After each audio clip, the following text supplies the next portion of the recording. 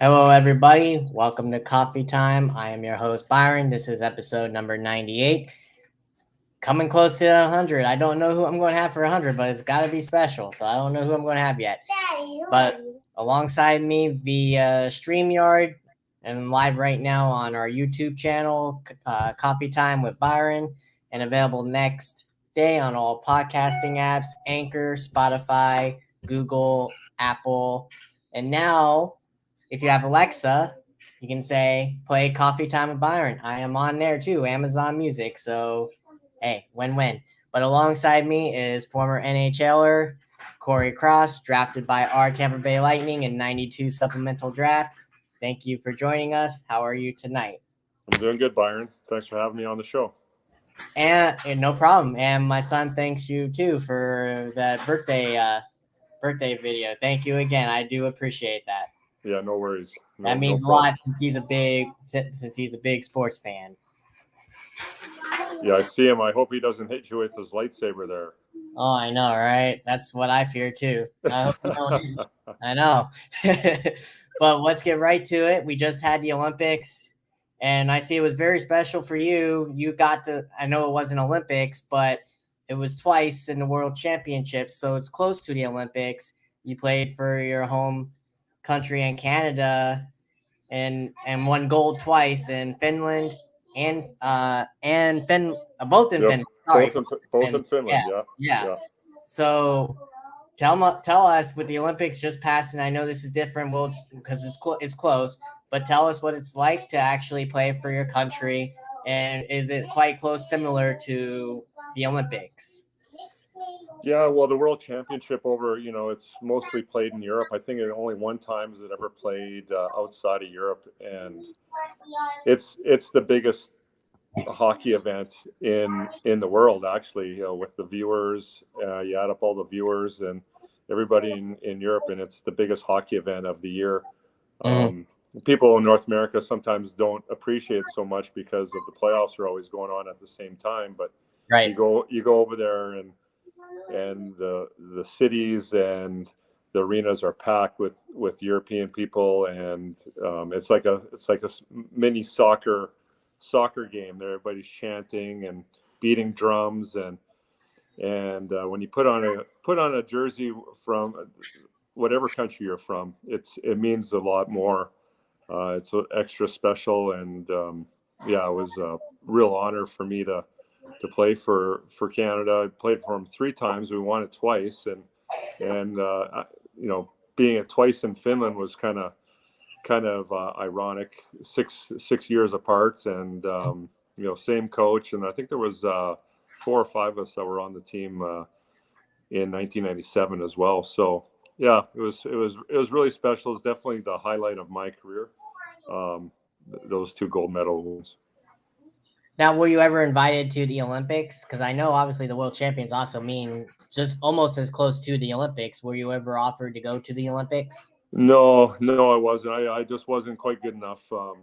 I knew after the 97 World Championships, I knew I was on a short list, but didn't play maybe as well as I wanted to in 98. And the Lightning, we struggled that year. We were last place, and I just wasn't good enough. A lot of good players from Canada, and I was just happy to be able to fit in a role at the World Championships. So now, obviously, being in Canada, which you are from, that's your number one sport is hockey. Now, do you remember what teams gave you the fits the most in those World Championships? Because I know the countries you went up against were primarily their sport was hockey. So what countries gave you the fits when you were winning those? We actually beat Sweden. We played Sweden in both the finals and beat them both times. They always have a strong hockey team. The national team is always really strong. There's tons of good Swedish players in the NHL, and then you go, and it's got its own pro league as well. So Sweden's a lot smaller than Canada or America, but they churn out a lot of good hockey players, and they're our biggest rival over at the World Championships those years. Now, did you go up against any current NHLers that did you play against any of them? And while you were in the World Championships? Yeah, I mean, there was like, I don't think anybody's still in the league by now, but there was tons of NHL guys that were on the Swedish team, and they would, the guys that didn't make the playoffs, they'd go over to your country and play for your country, and then they would fill it in with guys that played actually right in Sweden with their pro leagues. So now, let's go into your career. You were drafted, like I said earlier, by the Lightning in the '92 supplemental draft. That was the year that the league expanded, and that was, believe, the first year the Lightning were going to come in was '93. So you get drafted by them. Did you know you were going to go that high? Did you know you were actually going to go? I didn't see this until now. You were the first overall pick. So did you know you were going to go first overall? No, I didn't. I'd never talked to the Lightning.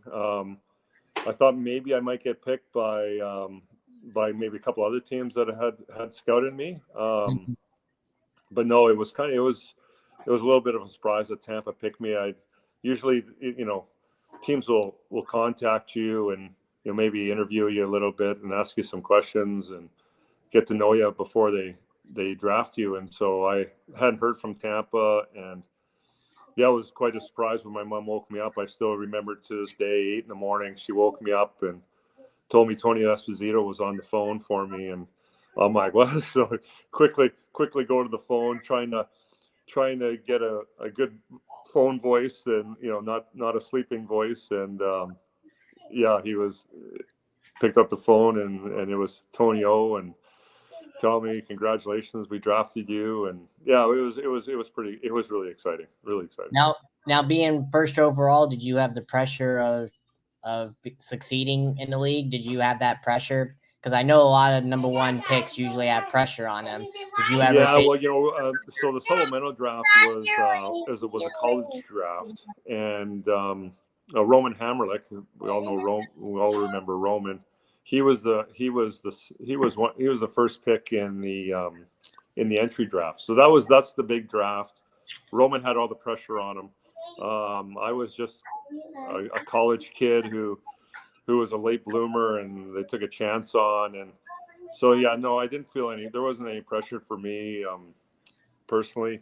I was the only guy in that supplemental draft to actually, have a career. So, so I guess it's a feather in my cap that I was able to have the career I did, coming from a college team. Now, obviously, you played for the Bolts for a little bit, and you played in their old arena, which was the Ice Palace here in St. Pete, before they switched over to Emily now and Tampa. How was it playing in the Ice Palace? Because I believe that was where, first it was the Ice Palace, and then they transferred over to where the Rays are playing now, which was Tropicana. Right. What was it like playing here in St. Pete compared to what they're doing now in Tampa, where there's a larger fan base in Tampa that goes now than what there was when you played? Yeah, it's interesting, and I've been to, as a fan, I've been to the Amalie Arena and I've watched some Lightning games. I took my daughter, took some buddies one time, and just an unbelievable fan experience. And that's always been Tampa's go-to, is the fan experience. I know back in the Ice Palace, you're playing on the baseball diamond. The rink was straddling first baseline.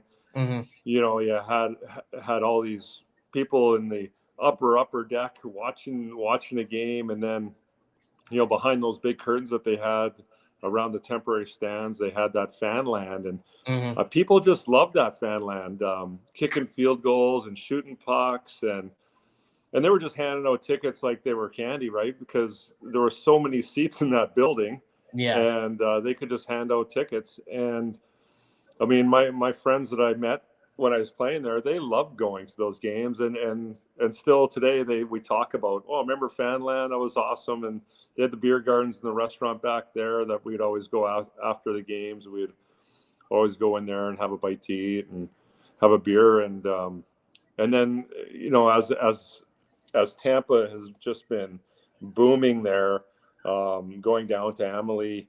I was the last time you're trying to get me on the show, I was going to Tampa to see Brady and the Bucks, right? Yep. And so I was there in December, and just seeing the development there, it's just amazing what they're doing.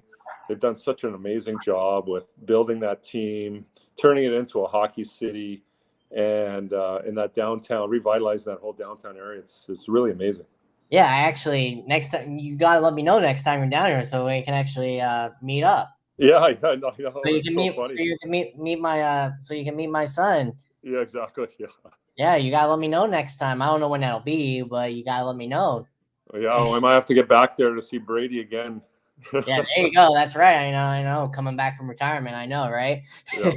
So I obviously I was too young to watch the games, but you lived it. I mean, and you said we were a loyal fan base back then. I mean, were games sold out, or I mean, has they? Well, I mean, when we made the playoffs in '96 and we played the Philadelphia Flyers. Mm-hmm. And they set records for home attendance. It was like 27,000 and some, or 28,000 people were in the Thunderdome there. And I remember coming out of the arena, and you had to walk about 100 meters to your car. They had a parking lot back there, and there were so many people waiting for you for autographs that after the first game, they had to get fencing to keep the people back. And people were just amazing. We scored a guy named Alexander Salvanov scored an overtime winner in game 3 to go up 2-1, and it was so loud. And when you have a half of an arena, and so you couldn't even talk to the guy beside you. It was just deafening. And that was a real cool memory. And then we got eliminated in 6 games. And I remember me and a few guys, Chris Gratton, a couple of guys went out to sign autographs to the fans. And we were out there. It was a good 45 minutes. It was wall-to-wall people down this fence line out to the parking lot. And you could just tell that was like the beginnings of a great fan base. So you obviously played here, and you didn't get the chance to play with the other hockey town, but you played there as a visitor.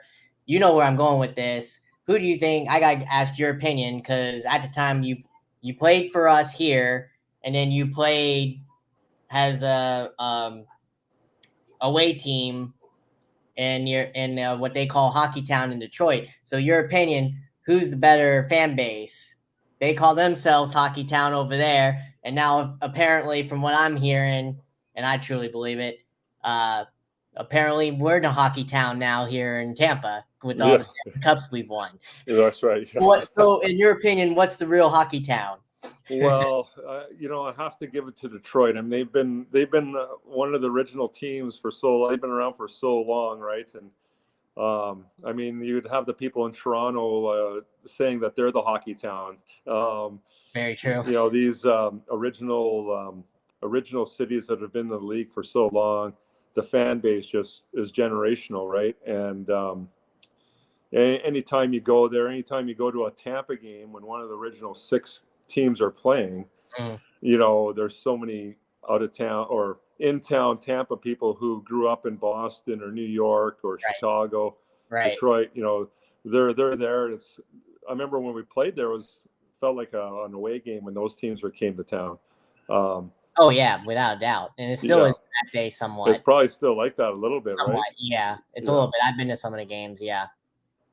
But I mean, Tampa's got to pat themselves in the back for definitely having the success they've had, and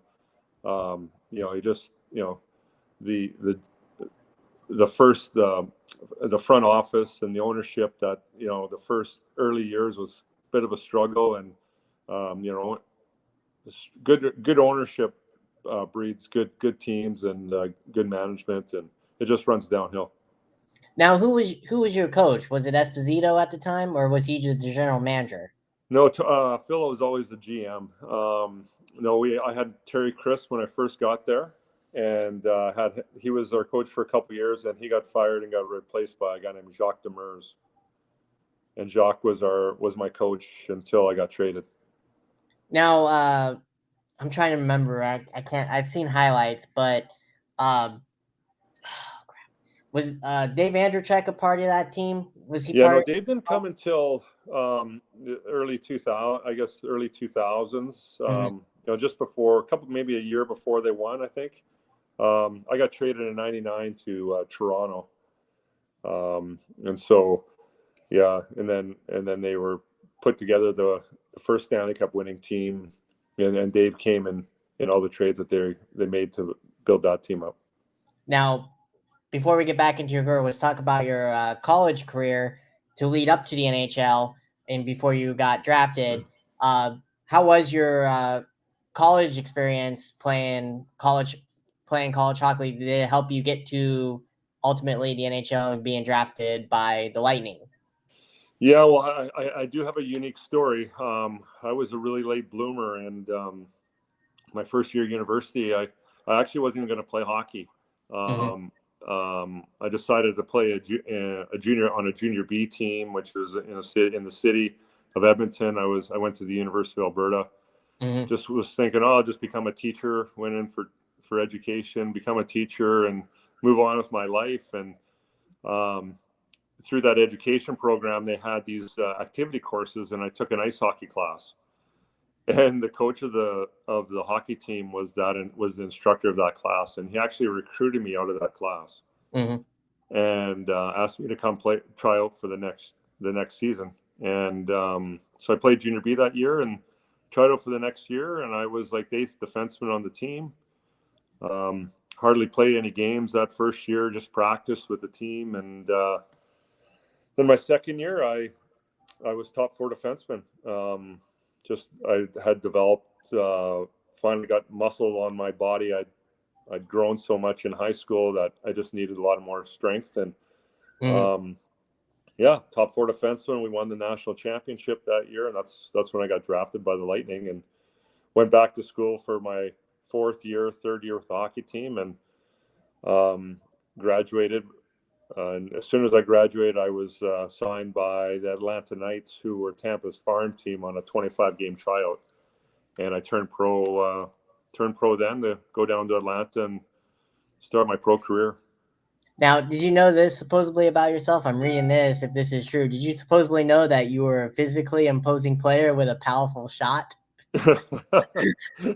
Well, I did use my 6'5" frame to stop a lot of guys from getting to the net. But I was never a big fighter or anything, but I definitely could hold a guy and hook a guy, cross-check a guy and slash them. And I was really good getting my body in front of everybody. So, and I did have a fairly hard shot. Yeah. So you spent 12 NHL seasons. That's an amazing career in itself. Boy, these are select teams. I mean, Maple Leafs, Rangers, two stables right there, as we talked about. Oilers, Penguins, also one of them as well. And then the Red Wings. Wow, holy crap. I didn't know you did play for them. Yeah. Yeah, I was pretty lucky. I played on some pretty good teams. Yeah, holy crap. So I got to ask you then, out of all those places besides Tampa, we just talked about Tampa. I know they all have a unique thing about themselves, but your opinion, where was the better place to play? I mean, I know you were not picky. You wanted to play because that's what you wanted to do with your career, but your opinion, what was the better place to play out of all those? I've been asked that a lot of times. What was your favorite place? And I can honestly say every place was special. Tampa was, being a new club, the weather was amazing. It's something else playing hockey and going to the rink at practice with shorts and a golf shirt on every day. Yeah, you never felt beat up or sore, and you can see why the older people go down there to spend winters. And then when I got traded to Toronto, going to a city like Toronto, a fan base with Toronto, a media like Toronto, it was totally a 360 from Tampa.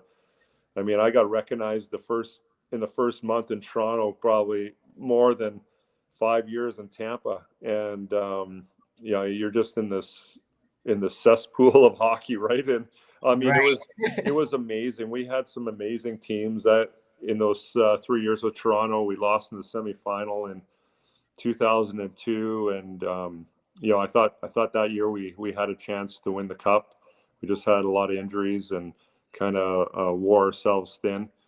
But we had amazing teams in that those years. And then I went to New York, and again, a fabled franchise, great city. It was probably my favorite arena to play in was Madison Square Gardens. I honestly don't think I ever had a bad game there, and I don't know why. I just always felt good when I played there. And that's a true lineage right there in MSG. All the biggest events went there. Yeah, no, I mean, it's such an amazing city, and getting immersed in the city for the time I was there, it was really, really cool. And then I got traded to Edmonton, and it's like my hometown. Edmonton is the city that has the University of Alberta that I played at. Right. My hometown is 2 hours from there, so it was like going back home, and so that was neat as well. And then I got traded to Pittsburgh, and I wasn't in Pittsburgh very long, a couple of months, but the best thing that happened in Pittsburgh was my daughter was born there. So it's always memorable. Yeah. The hockey wasn't memorable at all, but but my daughter's birth was, and then I quickly got traded to Detroit for the final year, and they were hoping to win the Stanley Cup that year. We were first place in the league, and again, another great franchise. They treated it just like gold, and it was really neat to play with like Steve Yzermans and Nick Lidstrom's and right. Chris Chelios, and the list was just endless there. We had an awesome team. We just ran into a team that really got hot and lost in the first round. But so I can't really pinpoint my favorite city, just because it was there were so many good things about all of them. Right, exactly. So like you said, you make your debut professionally in the IHL team, the Knights, and you win a championship there. Tell us about that season when you guys won that title. Yeah, it was we had a great team that year. We just actually had a reunion just before COVID hit. We had a reunion in Atlanta, 25-year reunion. And so it was really neat to go see all the guys again. But we had a really strong team with a lot of guys who had really good minor league careers. A guy named Stan Drulia, who played a little bit with the Lightning when Steve Ludzik and those guys took over. He was our best player and our leader there. And it was just one of those teams that really gelled. We were really tight, really close, and everybody had a role and played it really well. And we went on a real winning streak. We were always we were one of the top teams in the league, but then we went on a winning streak in the playoffs, and we went like 14-1, and had an amazing playoffs. Yeah, after you get, like you said, you first got dealt in '99 to the Maple Leafs. You spent your first 5 seasons with Tampa. But here's something I didn't know. You got traded for a future Hall of Famer, Frederick Modine. I don't think he's not going to be a Hall of Famer. No, he should be. He should be. Maybe the Tampa people think so, but no, he was struggling in Toronto, and he needed a change, and I guess I needed a change too. We were last place in Tampa a couple of years, and so it was a good switch for both of us. But yeah, Freddie really took off. He had some great years, had some great chemistry with. I think he played mostly with Brad Richards, I think, and or Vinny, and had some great years in Tampa. It was a good move for both of us. And then while there in Toronto, you had one of your biggest goals in your career. Do you remember this one? April 16th, 2001. Do you remember that goal and I who it do. was against? I do. Yeah. Yeah. No, it was a big overtime winner. We were playing Ottawa in the playoffs, and they were actually the favorite to win the series. They had our number all year. I think they finished second in the Eastern Conference, and we came in as the 7th seed, I think, or 6th. It was 3 and 6 maybe. Yeah, I think you were 7th. Okay, and then we went to Ottawa. We beat them twice in Ottawa. Close games. We had a really good goalie named Curtis Joseph who stood on his head and was a big key to our success. And then in game 3, we were up 2-0 on them with 2 minutes left, and they scored 2 goals in the last 2 minutes to tie the game. And we went back to the locker room. They scored a goal just before the buzzer ended to tie it. We went into the locker room like, oh, we just kind of woke them up here. Kind of a little bit of panic in the dressing room, and I just happened to get a bounce off, a guy named Sergei Berezin threw the puck at the net, and the goalie made a bad rebound. It came out to me, and I just kind of read the play and closed my eyes and took a shot. And I always shoot in that one spot all the time, and I just picked the corner. So would you say out of all your goals, then that one was your most memorable? That was definitely my most memorable. Yeah. Besides your first ever goal? Yeah, it was a bigger goal. My first ever goal was good too, but that one was. Did you get to more keep memorable. the puck? Did you get to keep the puck? Yeah, I actually gave it to my brother. Yeah. Oh, okay. Yeah. That works. Yeah, so he has the puck. He framed it, and yeah. No, I've got my I kept my first ever goal and first ever assist, and I've got those framed. But I gave him the overtime puck. So then after that, like you said, you play for the New York Rangers as an unrestricted free agent. Did you know that the Leafs were going to get rid of you? Did you know that was the end of your tenure there? Did they want to re-sign you? How did that process work, and how that you got sent over, how you went to New York? Yeah, well, the 2 seasons in Toronto, I had the first season I played, most of the year, but then the last 2 years I had a lot of injury issues. I had a lot of abdominal problems. My back was giving me some issues, and I was just kind of in and out of the lineup. I had a tough time staying healthy, and I think they just wanted to try somebody else. They, find maybe another offensive guy. I can't remember who they filled my position with, but it was just they just wanted to move on, and which was fine. I mean, that happens in sports, and just being hurt was a big factor for sure. Now, like you said, it was a short tenure there because you only played 26 games before being traded. Yeah, it was maybe it might have been my best hockey I played in my career was in New York, though. Yeah, and you get traded. Go figure. Yeah, I was shocked. For a player I never even heard of, Radek the Dvorak.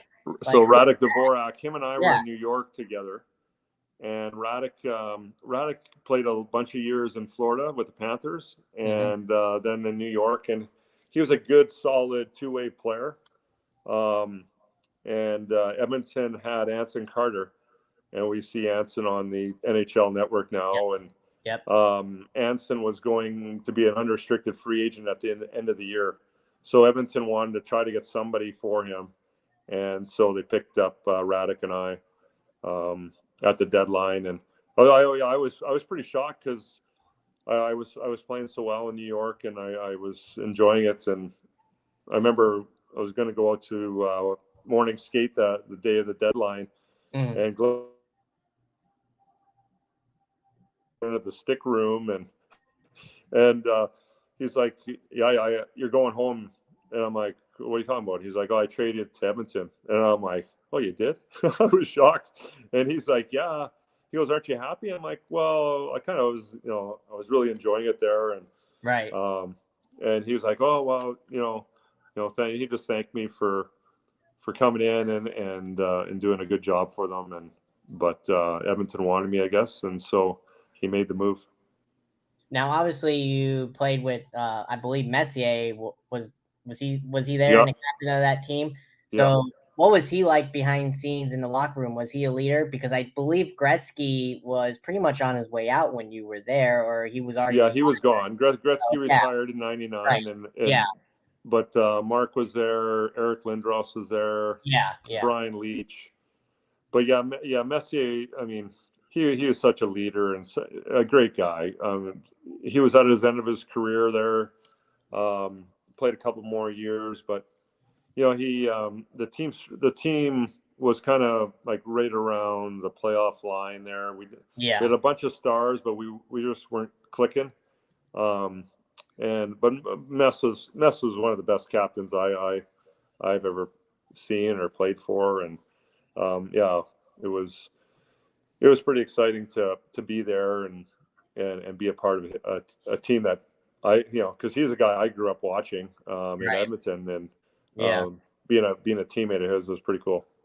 So then you play 113 games in Edmonton before being traded to Pittsburgh for Gianni Rita. Never even heard of him either. No, with him. Sorry. Yeah, with Yanni, yeah. Yeah. For Dick Tarnston, also never heard of him either. But obviously you had a good tenure there. You spent 113 games there. How close were you guys to going to the playoffs with Edmonton, or were you guys not even close at all? Well, the first year I was there, we did make we made the playoffs. We lost in the first round to Dallas. It was a hard series. Mm-hmm. And then my second year, we missed out by the playoffs by I think 2 or 3 points. And then the year they traded me, I was struggling. That was when my injuries had really caught up. My last year there, and my back I was having a really bad time with my back. Could barely get out of beds in the morning, and so yeah, they packaged me up with a young Finnish guy, Yanni Rita, who I think everybody thought he was going to have a good career. He was a real strong skater and really worked hard, and they needed a right-handed shot, and Dick Tarnstrom was a right-handed shot who brought a little bit of offense that they needed, and and so they traded me. So it's just part of the being a professional hockey player Exactly. or You're right. professional sports. They trade you. They tell you we're actually in LA when it happened, and I remember we were only supposed to be there we played in LA, and then we were going to Phoenix, and we were going to play some rounds of golf there. So I literally had one duffel bag. I had my golf shoes and my couple, my golf shorts and my golf shirt and my suit on, and probably a change of underwear. And so I had to go to Pittsburgh right from LA. In like 2 hours, I was on a plane to Pittsburgh with a duffel bag, and I had to call my wife and tell her that, hey, you got to send me some clothes here to Pittsburgh. And so she quickly had to box up some clothes and ship them out to Pittsburgh. So I actually had some extra clothes to wear. Oh, that's funny. So, you got to play with some and against good Hall of Famers, soon to be Hall of Famers now. It's a who's name that you got to play with and against. Uh, is there any player that you would have liked to play for on that you didn't get to play with in your time? Because you got to play. That was the era of hockey that had tons of Hall of Famers, soon to be Hall of Famers. I missed that era. Yeah, I still enjoyed this time, but you had a lot of Hall of Famers and soon to be Hall of Famers in the 90s, early 2000s. So is there anybody who you didn't get to play for that you would love to play for? Well, that's a good question. That's a really good question. Yeah, I was pretty lucky to play with a lot of guys who are heading in the Hall of Fame or heading to the Hall of Fame. I guess Wayne Gretzky would have been a guy who I would love to have played with, or Mario Lemieux. Mario was the best player I played against when I was in Tampa. He was in his prime, right? And yeah, he got 7 points on us one night. They beat us 10-0, and he had 7 points. So, oh man, that was so it was pretty amazing watching him play. And when I got traded to Pittsburgh, he had retired. He had quit playing that year, so I missed him by a few months. Right. But I guess those two guys would have been neat to have said that I got a chance to play on the same ice as those guys. So obviously, like you said, you're into your career, short tenure, but you played with them nonetheless. The Detroit Red Wings, where you had a who's who of Hall of Famers, well, soon to be Hall of Famers, Yzerman, Shanahan, who's now general managers of teams. You got one with your Maple Leafs, that's Shanahan, and then you got Yzerman, who went back home left here to go to the Red Wings. I believe your goaltender was Dominic Hasek, correct? Not that year, no. But we had Chris Chelios. Yeah, you had Chris Chelios, yeah. Yeah, and we had Nick Lidstrom. Yep, Nick Lindstrom. You maybe one of the best defensemen of all time. Those two guys, right? Like, seeing Chris Chelios was he's just a freak of nature. Like, I don't know. I think he was 43 or 44 at the time. And what how he prepared himself for a game. And I'd have to skate around laps and warm up for half an hour before I could take a hard slap shot. And he would just step on the ice and just start blasting shots. And he was 10 years older than me, or maybe 8 years older than me. So it was neat to play with him and see how, it's like Brady. He's like Brady. Like some guys just have the bodies and they have the luck. Yeah. That they don't get hurt, and their longevity is just amazing. Did you know it was over though? Your career was over after that year with them? Did you know? Yeah, I was done. My body was done. I remember finishing as soon as the season was over. I said to my wife, "I'm done. I can't do this anymore." My agent looked around a little bit to see if there was any interest, and there was a little bit, but nothing that was great. And so we ended up going to Germany for a year just to finish off, just to kind of have some fun and play a good, some good hockey, but not nearly as physical. And just have some fun the last year. So tell us a little bit about your coaching career. I know you're not that anymore, but tell us about your coaching career, because it looks like in 2009 you coached the Calgary Dinos. And you were part of 2016 as an assistant coach for Les Kelowna Warriors. So tell us about your coaching experience for those two places. Yeah, coaching was always one thing that I wanted to get into, and I just happened to be lucky enough. A guy I played university hockey with in Edmonton, he got the head coaching job in Calgary. Mm-hmm. And I got into oil. We were talking about before we got on the air. I'm in the oil and gas industry. We service downhole oil wells, and I had to be in Calgary that winter. I was just kind of starting with the company, and I needed to meet some customers and get some business. And so we were planning on living in Calgary for the winter.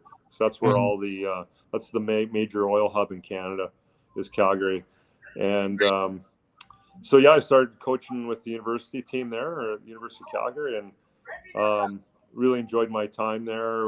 We had some good teams. We lost in the final the 1 year in triple overtime, which was a heartbreaker.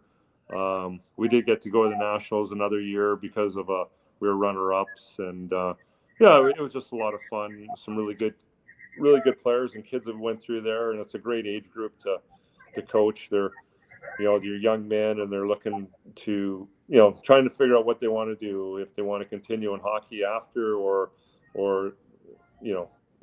follow the education path. So something I was I was familiar with with my university career. So that was a lot of fun. And then we decided to move back to Kelowna, which is in British Columbia.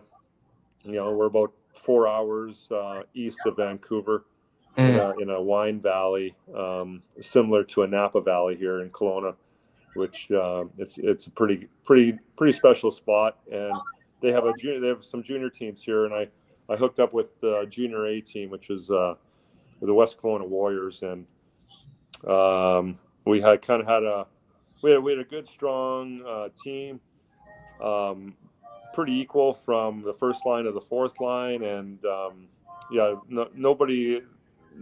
Lots of guys got scholarships, but nobody made it to the NHL or anything. But we just went on a run, and we played against guys like Cale Makar, Tyson Jost. They were in the leagues, and we beat those guys, and we ended up winning the national championships. The top Canadian team. I think there's 130 teams at that level in Canada. Jeez. And and so we won the national championship, and we ended up winning it in my hometown of Lloydminster. There you go. So it was extra special. My family there to watch, and it was really exciting, and definitely a highlight of my career. So, two-part question, and would you ever want to go back into coaching? And if you had your choice to go to an NHL team and coach, who would you want to coach?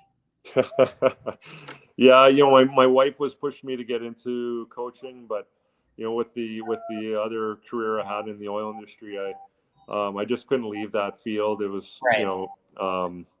So I've been coaching minor hockey. I've been coaching my son. I guess the last 10 years he's played, and it's been enjoyable. If I was to coach an NHL team, I'd love to go back to Tampa. I love that area. I love the warmth, and Tampa's always been a special place for sure. Love going back there anytime I can. One of my best friends lives in Venice still, and sells real estate down mostly in Boca Grande, and we're still really tight, and it'd be neat to go back there. Now, you mentioned your son playing and you're coaching him. Does he have aspirations like you to want to play professionally in the NHL like you did?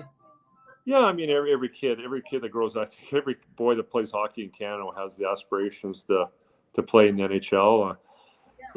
I think maybe he thinks that because I made it must be easy, but it's definitely not easy. And I think he's learning that right now. He's learning, there's a lot of good hockey players out there, and I got to put the work and effort in. And and he's going to be like me. I grew really, really late. It's and he'll hit puberty a little later than most guys, so he's a little bit behind the eight ball right now, but once he puts on some size and a little bit of strength, he'll be right back into the. Do you see him being drafted like you were? I hate to put the pressure on him. You probably hear me right now, so I don't blame you for that. Yeah. I don't blame you for that. I just had to ask. So obviously, you played for a numerous amount of teams, well-known teams, and obviously division rivals too. So, out of the teams you played, because I know they had rough and tough division rivalry games all throughout the teams you played for, what rivalry would you say you invoked you was the best that you were a part of? Because each team you were in had a division rival. The Lightning Philadelphia rivalry for the Lightning guys was probably the most vicious one, and I think it just kind of the rivalry was just those few years. I don't think it's really moved on from. It's died down, yeah. Yeah, but it started in Eric Lindros and John LeClaire. They had a really big, strong team, and Phil had put together a big, strong team in Tampa when we played them in the playoffs, and we hated those guys, and that playoff series was just vicious. I remember when we lost in 6 games, and I thought to myself, I'm kind of glad I don't know how those guys are going to continue on, because it was just kill or be killed. And the Flyers end up losing the Florida Panthers the next series. They couldn't last another series. So that rivalry was really vicious those couple of years, and then in Toronto was Ottawa. We played Ottawa 3 straight years that I was there. We played Ottawa every year in the playoffs, and and beat them every year. So that was a big rivalry, and two Ontario teams, right? And so the cities have always been big rivals from that moment. Yeah, you're right on that. Now, what about the interstate rivalry you were part of? Because I know the Panthers were around. Was that at all a rivalry? Because I know now it's heated up now that the Panthers are good again. Yeah. But was that ever a thing when you were with the Bolts? No, not really. I mean, I think the fans try to make it into a rivalry, but I don't remember it being all that heated or, they had some good teams back then. A lot of veterans on those teams. But yeah, I really remember the Flyer rivalry being the biggest when I was in Tampa. Now, what about your tenure with the Rangers? Because I know they had to have some rivalries with the Penguins, right? Were they not? Yeah, the Islanders were the big rival there. I mean, I played in a couple of those games where the Islanders against the Islanders, and or New Jersey. New Jersey is also Can't forget about them. Yeah. And those those were really fun games. The fans always got into it in those games, yelling back and forth and whatnot. And then in Edmonton was always the Calgary Flames rivalry. That's the Battle of Alberta. They've been rivals since the early '80s, and it's still today. They're talking about playoffs this year, and everybody's like hoping that Calgary and Edmonton are going to meet in the playoffs and renew the rivalry, right? And that was a pretty historical rivalry, and we always had pretty rough games against them.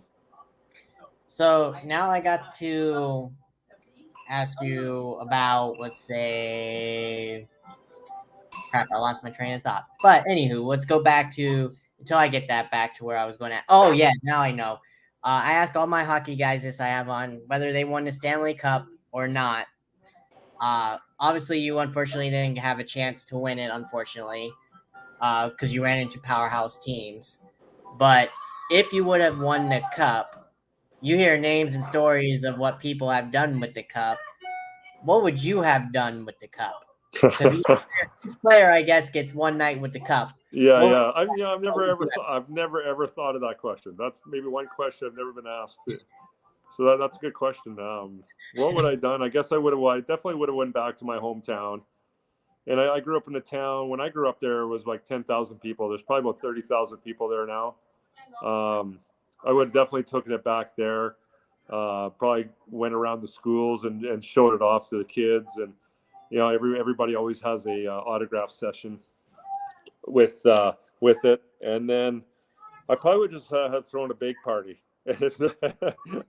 and invited all my friends and family, and probably just would have had a really, really big party, maybe a band, hire a band and have a good time. Yeah.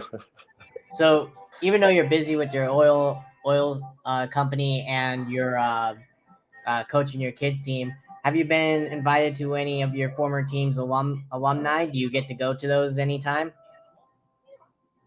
Like when you're just breaking up on me there a bit. Sorry, just repeat that. Yeah, you're good. Even though you have your oil company and you're coaching your kids' team, do you ever get the chance to go to alumni events from any you played? Yeah. No, I was just a big alumni event. I went. I don't know. It was probably about 8 years ago. Was in Detroit. The Leafs. Detroit had an outdoor game, and they had an alumni event versus the Leafs. And I went with the Leafs alumni and played in one of the two outdoor games, and I played in one of them, which was that was probably the most fun as an alumnus that I've had. But yeah, I've done lots of different. We've done some alumni games in Edmonton, in my hometown, Lloydminster. There's another alumni game in September here. I think it's going to be versus the Flames alumni and Oilers Flames alumni in Lloyd, I think, again. I've done a lot of charity events. So I used to always go to Toronto and do a road hockey event. They haven't had that event for a few years because of COVID. Right. yeah, no, there was a time there I was doing lots, and then it's, unfortunately COVID's happened. It's kind of shut down a lot of the alumni stuff. I actually was just back in my hometown a few weeks ago doing hometown hockey for Sportsnet, the hockey program, hockey channel up here. They have they travel around to all the to communities across Canada, and they get players who grew up in those communities to come in and sign autographs and say hi to people and shake hands and that, and play hockey with kids and that. So they invited me and Lloydminster to do that. So that was a few weeks ago, and so I enjoy doing those things. I'm getting a little long in the tooth. A lot of people don't remember me anymore, but yeah, no, it's still a lot of fun. Now, obviously, like you said, you got to play in the alumni outdoor games, and those are just for fun. But now recently they've had outdoor games. Unfortunately, in your career, they didn't start that like they did now. No, I played in the very first one. Did you really? Yeah, in Edmonton. Really? Yeah, in Edmonton. So they had them back then. I thought they most recently just really started those back in the late 2010s or something. I thought it was the 2000 and it was 2004 we played. Nice. So how was it? It was very, very cold, Byron. You wouldn't have made it. Any Floridian there, you would not have made it through. No, I wouldn't. Through like 10 minutes. I wouldn't. No. So Celsius and Fahrenheit are the same at -30 or -32. Let's just say it was -30. So who'd you play? We played Montreal. How well did you do? We lost by a goal, I believe. I think we lost by a goal, but it was so cold, Byron. It was literally -30 Fahrenheit with the wind chill. Like, it was so cold. I mean, we still laugh. My wife didn't dress up very well, and she just had her jeans. So she literally lasted a half a period, and people had snowmobile suits on, and it was the mustard and the ketchup were frozen. They couldn't, people were trying to get condiments. They're all frozen solid, and it was memorable because it was so cold. Now, I got to ask you a little bit of current events now in this sport. Obviously, you played. It was a rough and tough sport. There wasn't really speed like there is now. Do you like the way the game is going with less physicality and more speed? Do you like how the game has changed from when you played? You know what?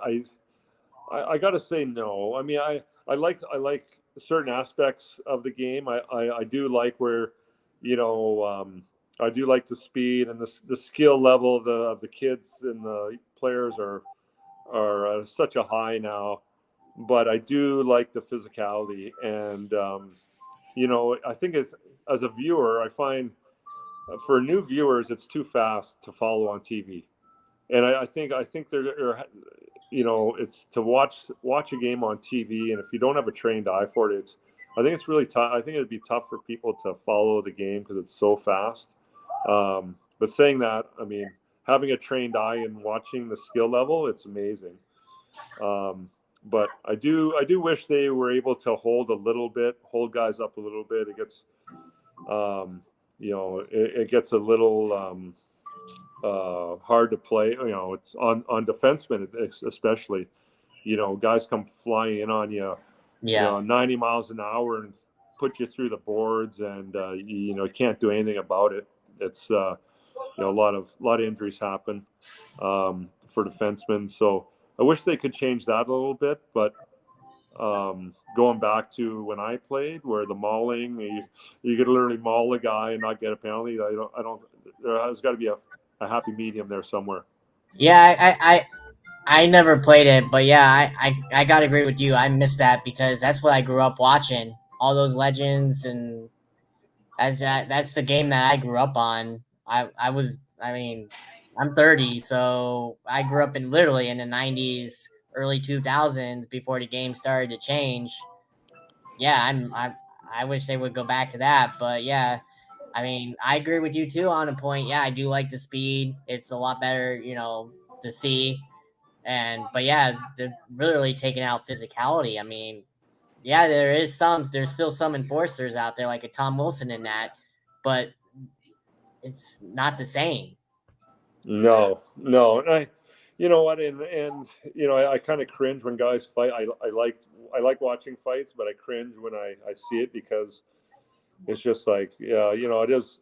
I guess I'm just getting old, and I'm not. I don't love it as much as I used to, but yeah. I just wish they could slow. You know, you're able to slow guys down and interfere them a little bit. I find the reffing maybe too. They have a hard time with the speed, and they trying to keep up with the game and miss a lot of calls, and yeah. So it's a work, and they're always, the one thing they do in the NHL, they're always looking at how they can improve the game, and they have done a good job with it. I just wish they'd go back a little bit to a little more of a grind. Now, obviously, Sid the Kid and Ovechkin, they're on their way out soon. They're the two rivals of the, I want to say, early 2000s till now, and they're still playing. But once they're gone, what two players in this day currently can you see having a rivalry like those two have? Well, you got Austin Matthews. I mean, a big rivalry in Canada is Austin Matthews versus Connor McDavid. Who's better? And and unfortunately, the Canadian media and the press, they don't see past the Canadian borders, because there's a lot of good players that are just as good as those two guys in the States. You know, and but those two guys get a lot of press. They're amazing players, and they're definitely two of the best ones. So that rivalry, you know, unfortunately, there are one's in the West, one's in the East. So I don't know if that'll ever come about. Yeah,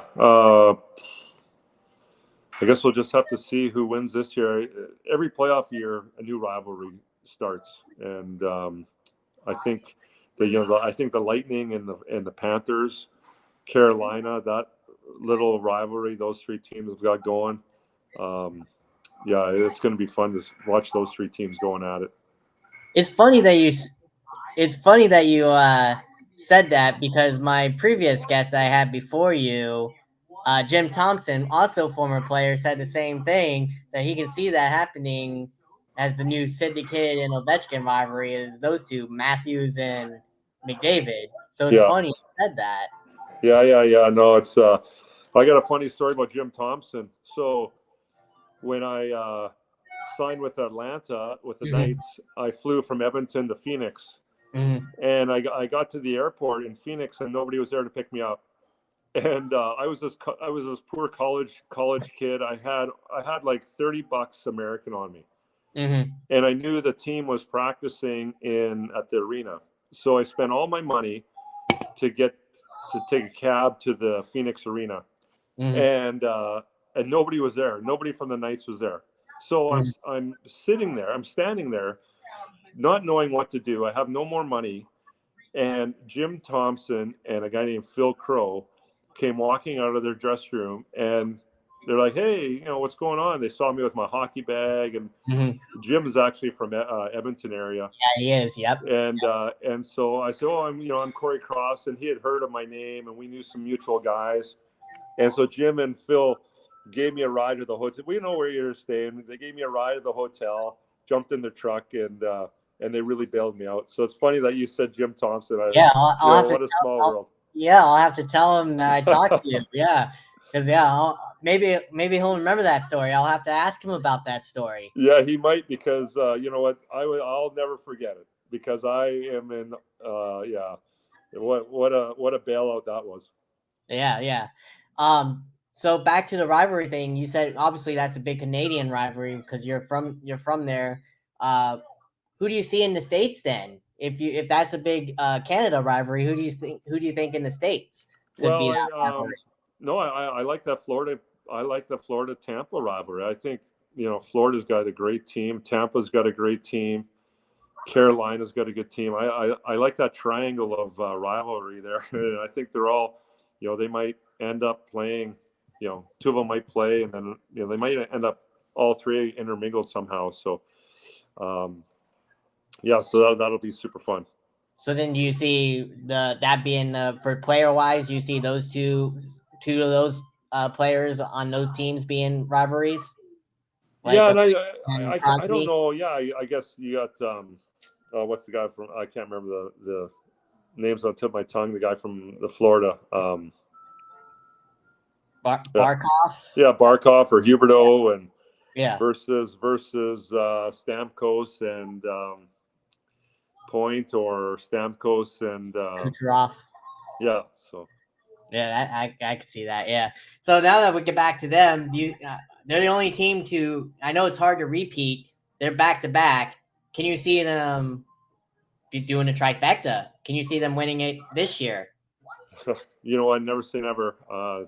It's really tough to do. Really tough. Yeah. Really tough to do. The teams are so close, and everything's got to fall in line. But yeah. Yeah, what I've seen, I haven't seen a lot of them, but what I've seen, they could definitely do it. You have that experience, right? And you know how to win. So the playoffs are nearby. I'm sure you still follow it. What teams, because I think it's 16 teams altogether. So what 8 teams in each conference can you see in the playoffs, since it's very close? And who do you see who's the wild card team you think that can ultimately win the cup, possibly?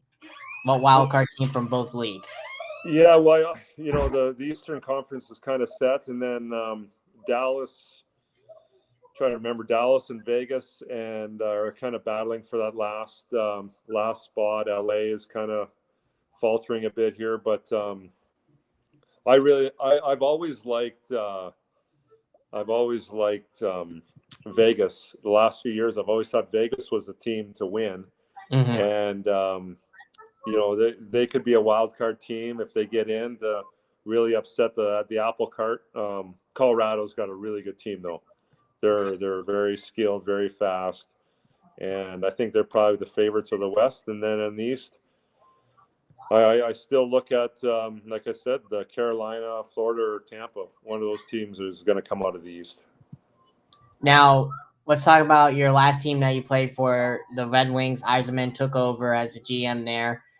How many years do you think it'll take him to turn that team around, like he did with the Bolts here with the old owners? I mean, they've definitely won more games this year, I think, and so give them a couple more years, maybe.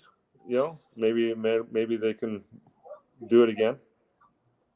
And he's a very smart guy. Very smart guy. That he is. And let's go with what do the Penguins?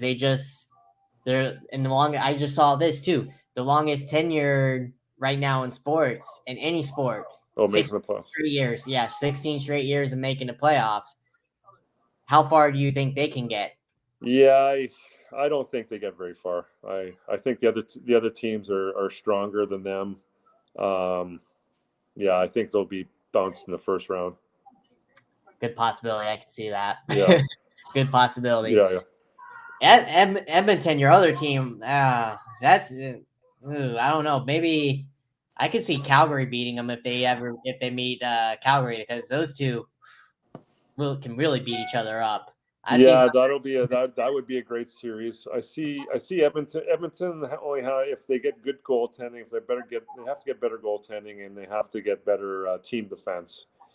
And if that happens, they have a chance of having lots of success. But it's been a question mark all year.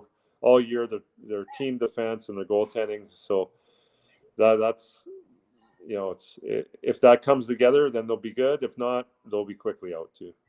So obviously you said you weren't a big fighter, but I'm sure you had some in your career, correct? Yeah, I had a couple. Yeah.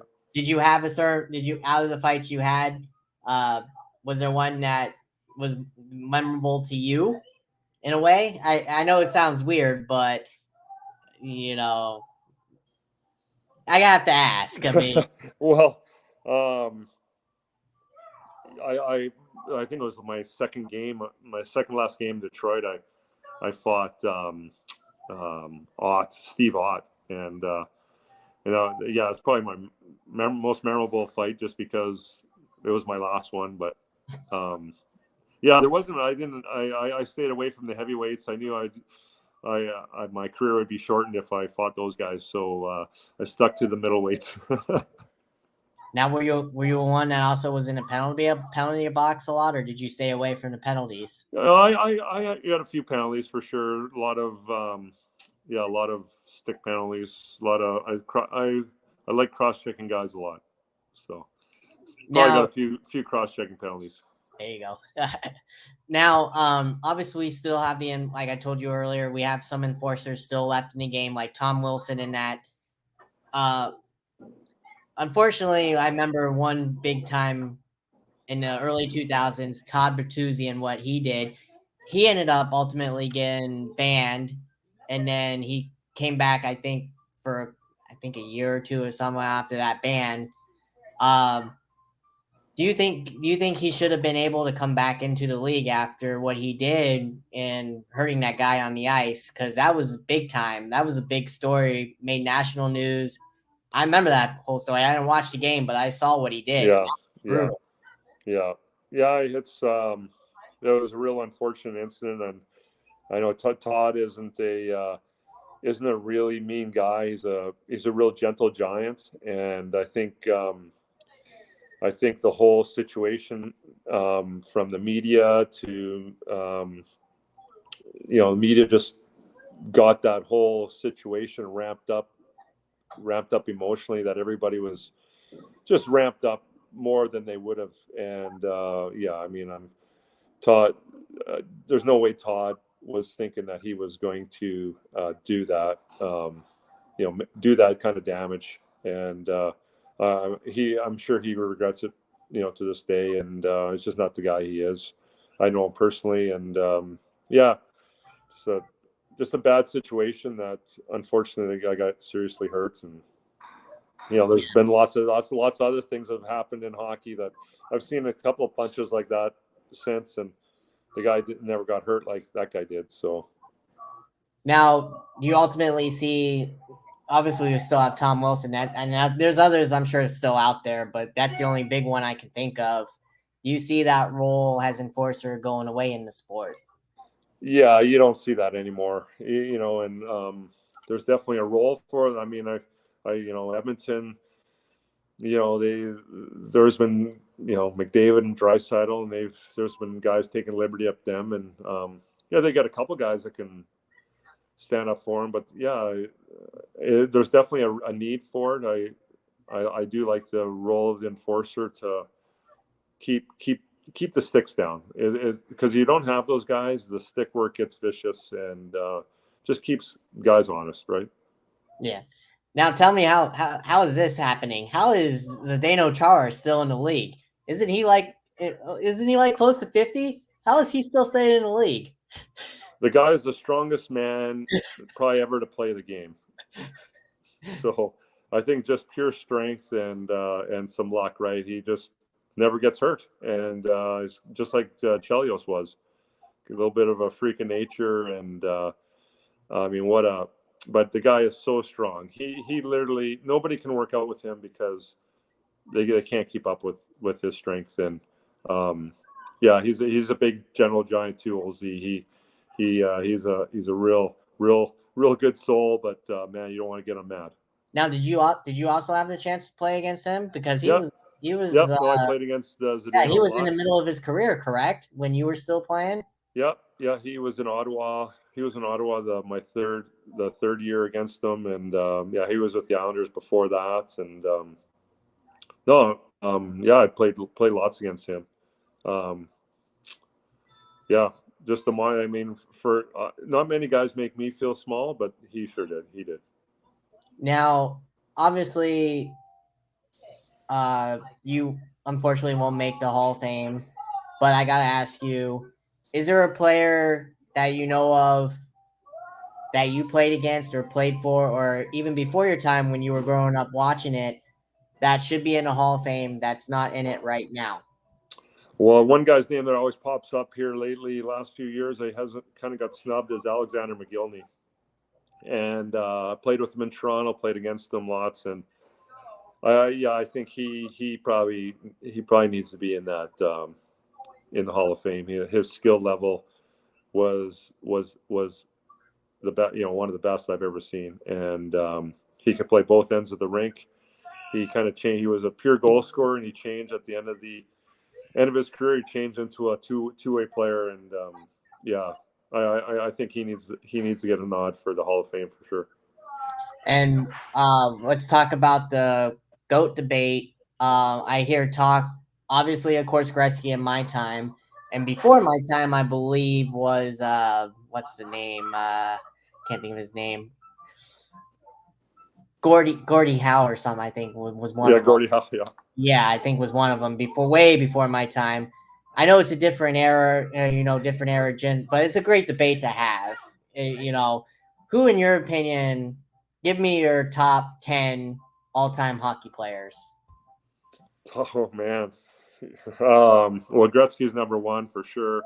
Gordie Howe's 2, Mario's 3, Bobby Orr's probably 4 for me. Geez. After that, it gets pretty. There's a lot of guys that are in that 5 to 10 area. Messier's got to be in the top 10, I would think. Jaromir Jagr. And I'm just talking about my generation. I'm not talking right. About, and I mean, there's so many names. I mean, Nick. Maybe a guy like Nick Lidstrom, right? As a defenseman, he won a bunch of Norris trophies, and that's I'd have to really think about long and hard about that one. But there you go, and hey, I got like 6 or 7 in there. Yeah, you can text me the others when you think about it. How about that? There you go. So I gotta ask, in your career, did you ever have a chance or were close to ever making an All-Star appearance, or did you ever get to go to an All-Star game? No, I never did an All-Star game. No, just there was. I think every year there was one guy picked from Tampa, and it was never me. So that's okay. Yeah, it's all right. Yeah, you're right. Yeah. You're right. So I gotta ask you now,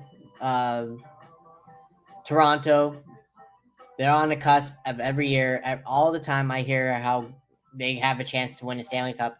Every single freaking year I hear that. Every year. No, seriously, every year I hear that. I don't watch their games, but when I do see them when they face the Bolts, it's rough and tough, physical between them two. I guess you could say that's also a rivalry between them two. But what do they need to do to ultimately get over the hump and win the Stanley Cup? Well, their defense has got to be better for sure too. Their main forwards have to score. Last year their Matthews and Marner didn't get any points in the playoffs, so I mean, so they've got to score. The defense got to be better, and the goalie's got to be good. And that's what it takes for everybody to win. And the Leafs haven't been able to put it together yet. Hopefully, I kind of hoping they can do it this year. When I was there, it was one of those cities like, oh man, if they ever won the Stanley Cup, this is the party you want to. This is the city you want to be in and win for the party. So, but it's every year there's always good teams, and Toronto just hasn't been able to get over that cusp for sure. So we'll see. 2 more questions before I let you go. The first one is, obviously we talked about the COVID era, and how those players played in the bubble. How would you have fared in the bubble? What would you have done in the bubble? I mean, I'm sure it was tough to be in that, but how would you have fared in the bubble? Oh, I don't think I would have fared very well. That was really boring for the guys. They, watching TV, playing video games, and playing cards is pretty much all they did for however long they were there, and eat and sleep. Yeah, not a whole lot of fun. And I don't think I would have lasted too long. I probably would have gone a little stir crazy. Yeah, because it was brutal up there for a long time, Yeah, wasn't it? No yeah, it fans. was terrible. It was like it was longer. You guys weren't allowed to have fans longer than what fans were down here, right? In the Yeah, US. yeah, no, it was, and watching the games and playing in those games would have been awful. Like nobody in the stands. Yeah. I agree. I agree. So my final question to you is, I asked this to everybody. Obviously, you were a coach twice. What did you do? What did you tell your kids that you were coaching? Um, to get to where you ultimately went was the NHL level. And the second part of the question is define your career in one word. Well, it's definitely a lot of hard work, a lot of determination and discipline to get to the NHL level.